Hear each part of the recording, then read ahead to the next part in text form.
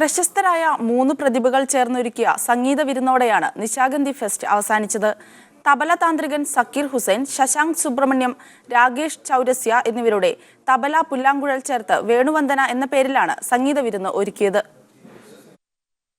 8 ദിവസം നീണ്ടുനിന്ന നിശാഗന്ധി ഫെസ്റ്റിന് സമാപനം കുറിച്ചത് പ്രശസ്ത തബലിസ്റ്റ് സക്കീർ ഹുസൈനും ശശാങ്ക് സുബ്രഹ്മണ്യവും രാകേഷ് ചൗരസ്യയും ചേർന്നൊരുക്കിയ തബല പുല്ലാങ്കുഴൽ എന്നിവ കോർത്തിണക്കി വേണുവന്ദന എന്ന പേരിൽ അവതരിപ്പിച്ച സംഗീത വിരുന്നോടെയാണ്.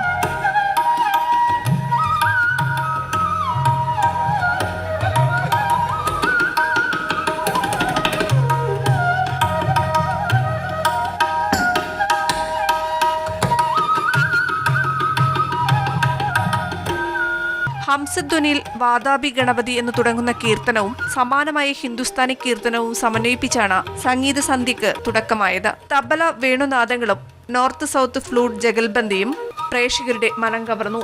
2 മണിക്കൂറായിരുന്നു സംഗീത വിരുന്ന്. മീഡിയ 1 തിരുവനന്തപുരം.